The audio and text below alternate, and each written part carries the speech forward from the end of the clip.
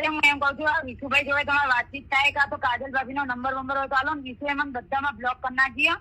મારા ખોટું શું કરવા કહું ત્યાં મારા ત્યાં આવ્યો હતો અને સર્વિસ લઈને ગયો અને છોકરીઓના પૈસા હું કાઉન્ટર ના મારા છે. છોકરીઓના તો મારા ઘરથી ભરવાના ને.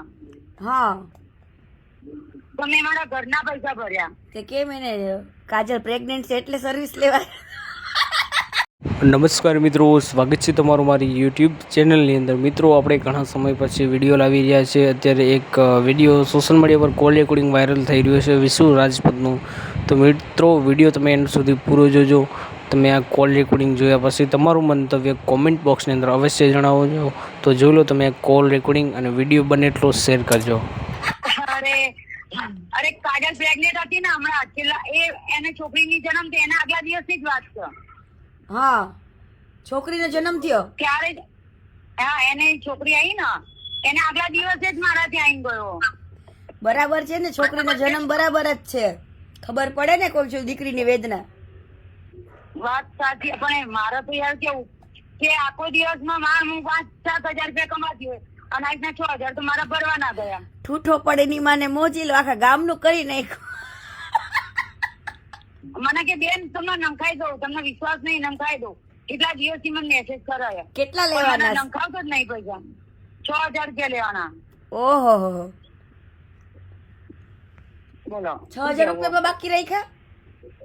હા, 6,000 માં બાકી રાખ્યા. ભાઈ એને કોઈને હે ને ભાડે ગાડી લઈ આવતો તો ને તો ગાડીઓના પૈસા ન થઈ પાય ને કોઈને. એવાય કેટલા કિસ્સા છે. મને તો અહીંયા આવ્યો તો મોટી મોટી મારા જોડે તો પણ મોટી મોટી મેં લાઈવ ને એવું એમ નહીં, મેં લાઈવ ને એવું બધું કર્યું હતું. તો તમારે ભરોસો કરાય એના ઉપર? અરે મને કેવું હતું કે મારા જેનો સ્પા પહેલા હું ચલાવતી હતી ને એ છોકરો મારા ચાપ સારા હતા તો એ મારા ચાપને ગમાડતો હતો. હા, તો એ છોકરો લઈને આવ્યો હતો મારા ત્યાં. તે છોકરો કે કિંજલબેન પૈસા નાખી દેશે. મેં કીધું વાંધો ના. તો એ છોકરો મૂકીને જતો રહ્યો અને મને કેવું નીચે ગલ્લે જઈને આવું કે જેમ સ્કેનર મારા નાખું નીચે જઈને નંખાઈ દઉં. મેં કીધું વાંધો નહીં કહું. સિગરેટ લેવા ગયો પછી ત્યાંથી બારોબાર જતો રહ્યો. આ તો ખોટું ન કહેવાય હે.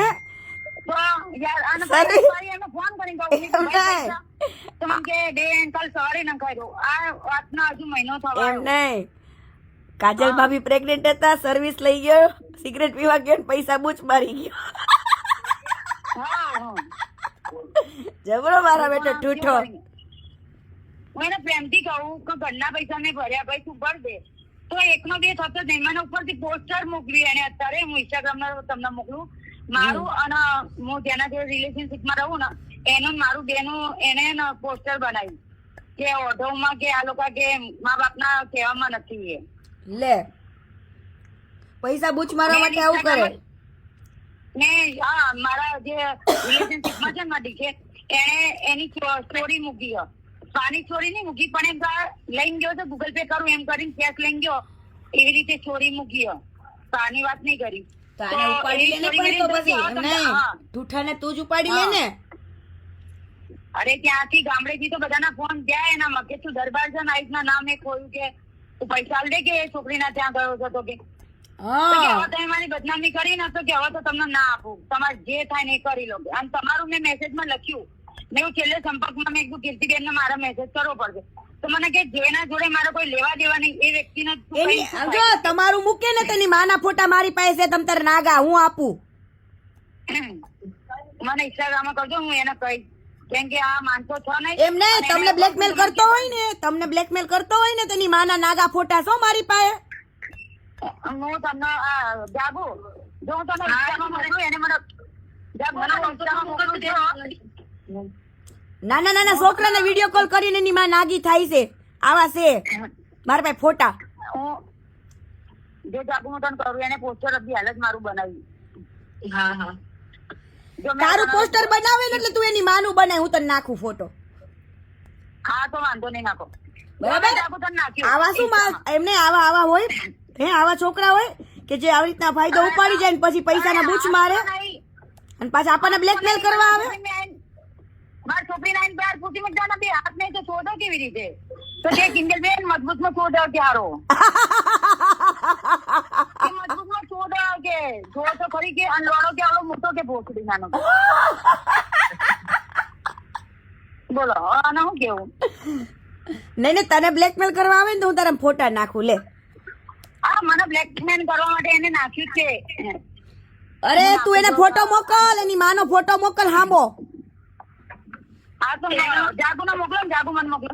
હા એટલે જો હમણાં ધુઆ ફુવા થઈ જાય છે કે નહીં. તમારી આઈડી કરી દો ને, એમની ઇન્સ્ટામાં મોકલજો તમને એવું કે મને મોકલે તો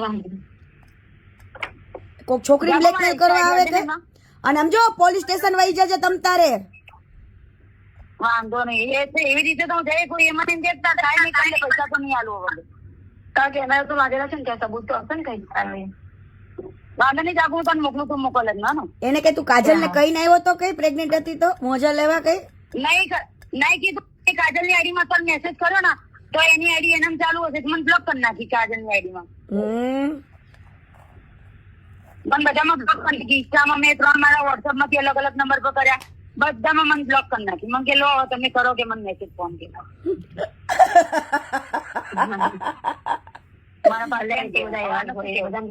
જબરી કોમેડી થઈ ગઈ. મોટા મોટા હોય એવું બધું પૈસા બાકી ના હોય બધા.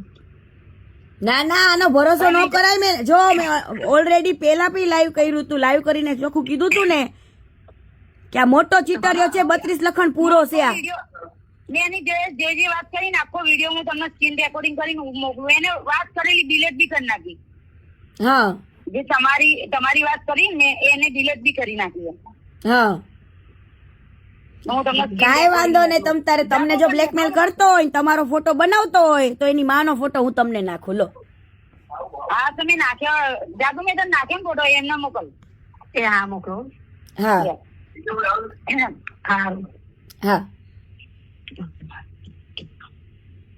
તો મિત્રો તમને આ કોલ રેકોર્ડિંગ સાંભળીને શું લાગે છે તમારું કોમેન્ટ બોક્સની અંદર મંતવ્ય જણાવી શકો છો.